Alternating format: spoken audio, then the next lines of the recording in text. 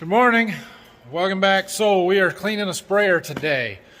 Correction, Brock is cleaning a sprayer today. Right, Brock? Yeah. He's super excited about it. We're going to wash inside this morning. It may warm up enough outside this afternoon. We'll move it out there, but we'll see.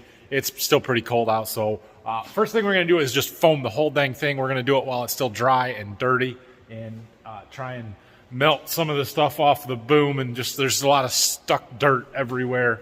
This thing is pretty rough. So we'll see how good of a job we can do. Probably not like we do the tractors. Let's be honest. We're probably not going to get it that clean. But we're going to try. So anyway, we'll get stuff set up here. I'll set up a time lapse and away we go.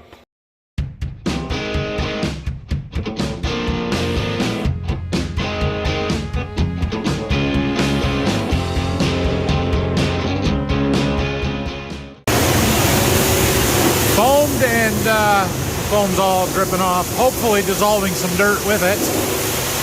Yeah, it is doing some.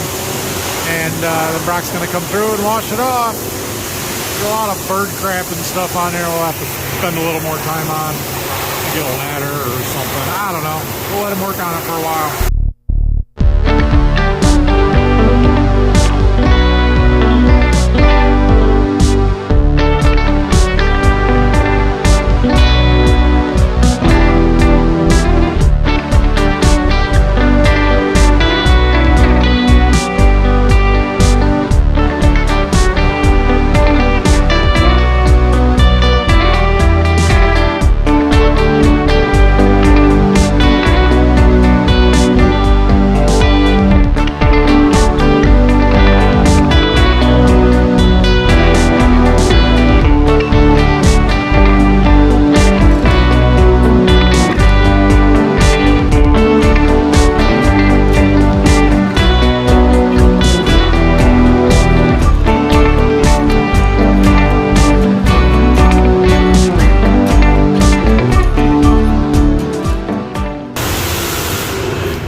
Well, he's making progress.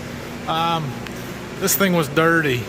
There was a lot of dirt and mostly bird poop all over it. So it's been foamed twice. He's been washing. It's about lunchtime, so we're gonna go eat. After we come back, I think we'll take it outside, unfold the boom so we can get around it a little bit easier. Try and get some more of it off, but he's gotten a lot. It's just, you know, it was dirty. Okay, we are back from lunch. It's cleaner. You missed a spot, Brock. I missed a spot. Right there, right. I missed a spot. Yeah. So we're gonna take it outside and unfold the boom at least a little bit so that it's a little easier to get to. And rinse it down again, and probably foam it again, and just do it all again. See if I can remember how to unfold this. It's been a while.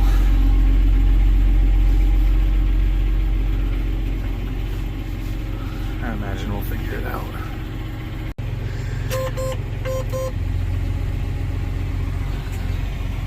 Oh, I didn't really want to unfold that. Second part. I guess we'll be okay. We got a bunch of water dripping off on this side. Just gotta make sure it doesn't unfold the breakaway part, because they will hit our barn.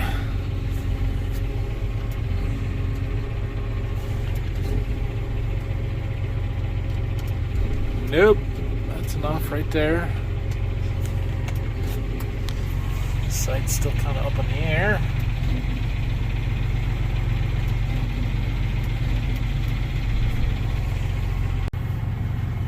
Okay, sorry about that. I was worried about hitting our office and the electric stuff over there, and so I kind of, had to focus on what I was doing. But anyway, we got the boom down real low so he can get to that a little bit better. Plus it opens up all of this stuff around the front and the hood here, and should be good. He's happy, so I'm happy. I had to go into the computer here and change it to manual mode instead of auto mode to keep it from just going. Okay, well, it's all unfolded. There you go, Brock. He's mad at me because I didn't tell him that it went all the way down to the ground like this, and he was crawling all over it inside the shop. But I said it was inside, it was warm. That's what you wanted. So anyway, now we can get to it better. Yep, he looks like he's having fun, right? I cleaned the floor off in here for him, so it'll be clean when we bring it back in. Okay. So Brock just said, hey, come look at the power washer. So I came over here to look at the power washer, and we've got a problem because all the water is coming out of this kind of, I don't even know what that's there for. There's a cross here. Let me turn the light on.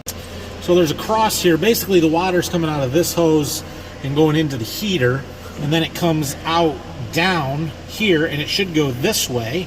There's a temperature sensor here, I assume, to overheat protection. If it gets too hot, it'll shut it down. And then this hose goes, it comes around here and then goes out to the gun from there.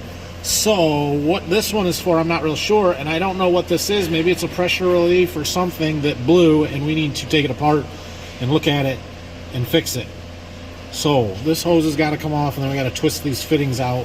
Or maybe that one will come out if that's on a swivel. I don't think so. I don't think I can spin that whole 90-degree thing with the hose on there, which is why it's got to come out, and then we should be able to spin this out and see what we're dealing with. Hopefully this is an easy fix. Getting it?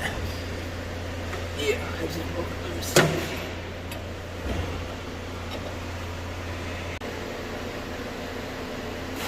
I don't know. We're gonna go take it apart. So we got this out.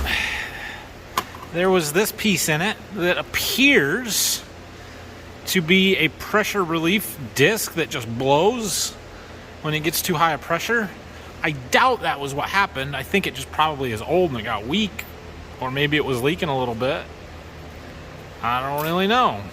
This goes around it, and that was popped open through there, and it was down in that, which then this threaded into there. So I'm going to assume we need to find a new one of these discs, which may be hard to do, or we just cap it, plug it, not worry about it. That seems like, yeah, that's what we're gonna do. Okay, quick Google search shows that this is a ruptured disc pressure relief, and there are some numbers on there. Most important ones, I think, are that 1/2 inch 3/8 and the 7,000. That says 700, but I think we scratched a 0 off there. 7,000 at 225 degrees Fahrenheit. So while I capped this and I plugged it so we won't use it today, we did find them. We will buy one. Don't worry, safety police, we'll take care of it, but I am going to use it today. There is a garage door between him and the pressure washer. It'll be fine. I'm sure that we did not push 7,000 PSI through that. Essentially, I think it's there as a safety precaution in case your pressure relief valve were to fail.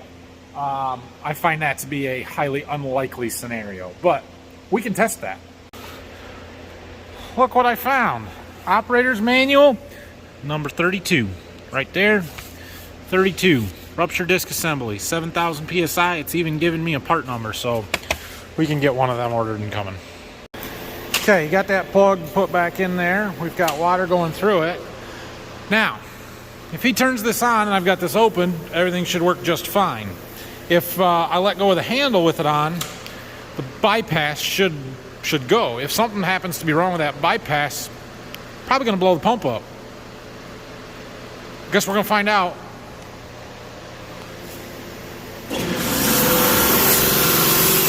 Be ready to turn that off. Yeah, it's fine. I know it was fine.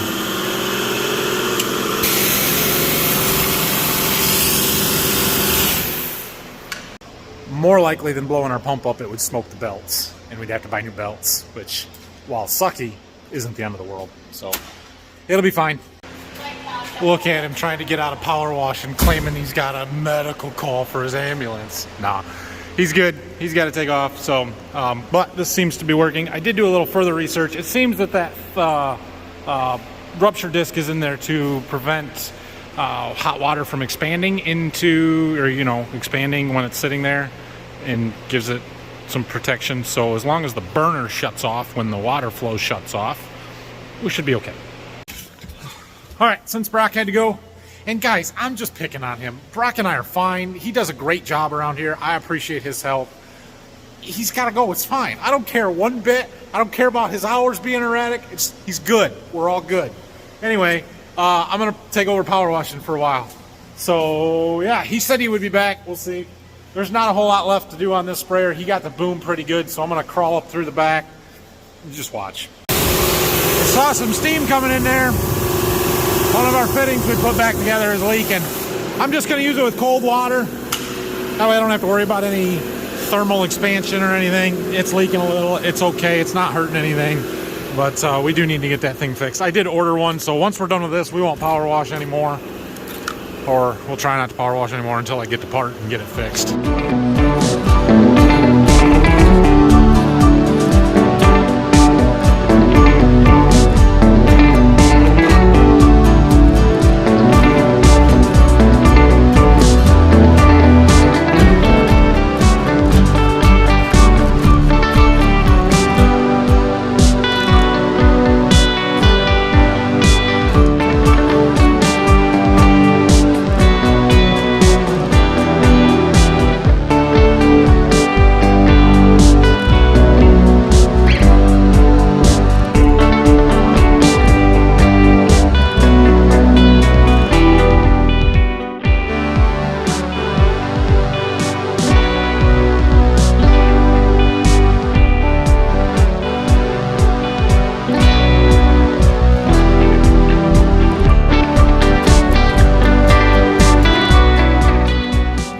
Okay, I've decided that's enough.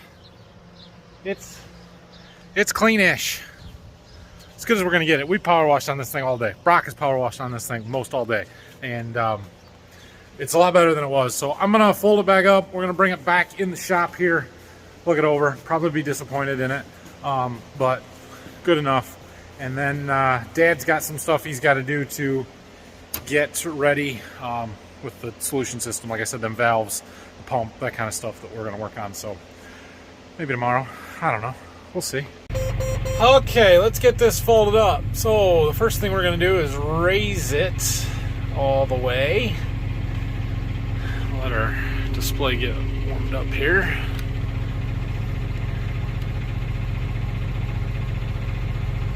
All right. And then if I go in here and I go to this one and then I go to settings and I go to boom setup, there's a thing right here that says boom unfold mode. I guess that's just for unfold. Okay, well, then let's see what happens. So if I put my foot on the little button on the floor and then I push up right here, it should, yeah, it should fold them. And it is. Sort of slowly, but that's okay. We are way clear of that wire, just FYI, so we're good there. That is also, that's an internet wire, it's not a high voltage. And then it starts to fold itself in. It should pick itself up. Tap the button, go a little slow. There we go.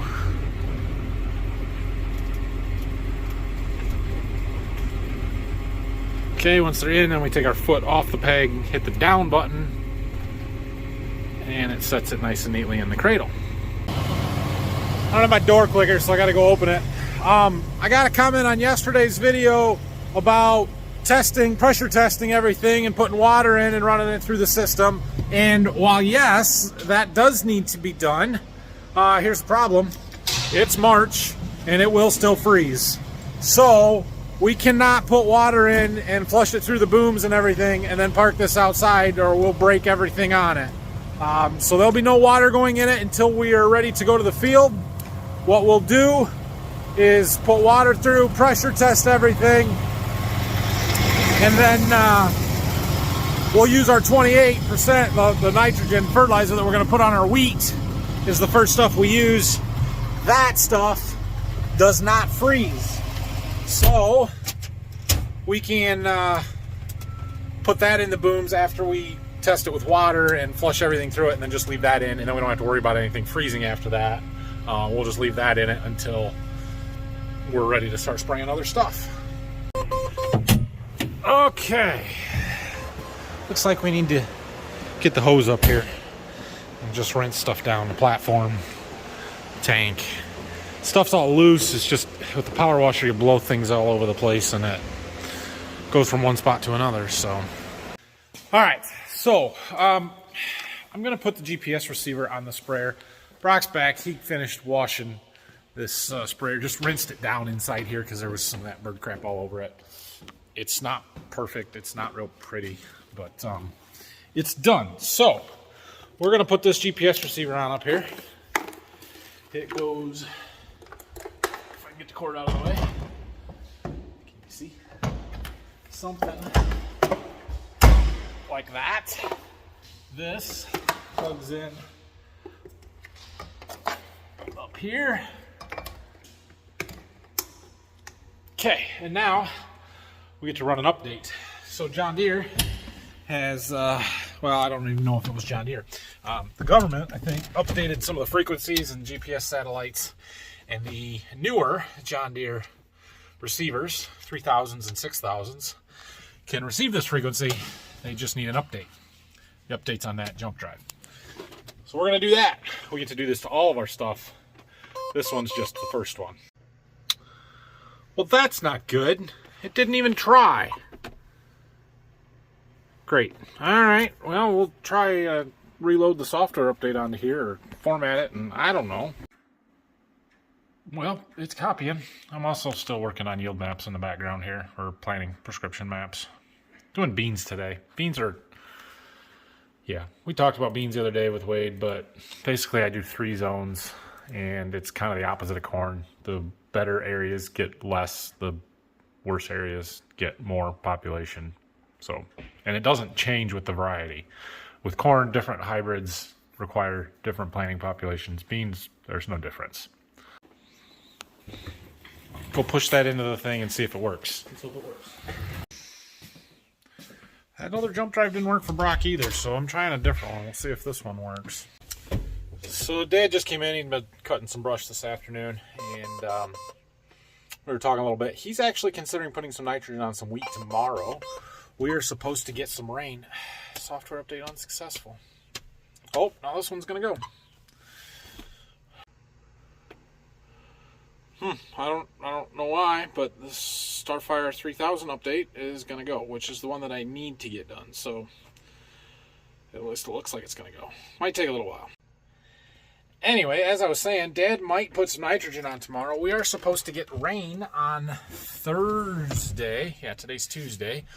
Maybe upwards of an inch, half an inch to an inch, which means it would wash the nitrogen into the root zone and be a very good thing for us. So, I don't know, maybe that's the plan. We'll see what happens tomorrow. But what it doesn't mean is that I got to have this stuff ready to go. So, he was going to work on the sprayer in the morning, on them valves and stuff a little bit, and I have got to get the computer ready to go. Means software update and getting all the data off of my John Deere into the display. So I'm going to go get another jump drive, put all that data onto it while this is the software is updating. That way that's ready to go. Finally, I think that took a half hour. Yeah, no GPS signal. Go figure. All right, now we're going to switch to this jump drive and see. I'm not sure if I did this right or not. I've never taken data off of the online system. Look at that. Import. Should be sprayer 21. Sweet. This should not take as long. As in, that took like 30 seconds. Now it's going to stall out. Yeah, anyway. Okay, so it took like a minute. Now, we should. There you go. Got our whole list of fields and everything. So, I'll help Dad get this all set up for the sprayer in the morning, but all of our information and data is in there. It should, if we go into, you got to set up the rest of it first, but sprayer, all the equipment, yep, there's the sprayer. It's all listed in there, so cool. All right. With that, I'm going home. It is after 6 tonight. That took a long time, longer than it was supposed to. So tomorrow, I have my boys with me. So we are going to go to the John Deere dealer. I think I told you yesterday I was going to do that today, run some errands because I had some parts up there. I decided to wait until tomorrow because I'm going to have them. I've got to run to the next town to the west from our John Deere dealer to go to the Polaris store to get some oil filter and stuff for the four-wheeler so we can change the oil in that. And then we'll see what else is going on in the afternoon. If Dad's putting nitrogen on the wheat, well, then we'll be around to help with that. So anyway, also, good eye. Those tires are backwards. We'll talk about it later. Thanks for watching, everybody. Have a good night. We'll see you guys either, I don't know, maybe tomorrow, maybe Thursday. Depends on how much I can film tomorrow. So questions, comments, leave them down below. Hit that like and subscribe button. Thanks for watching.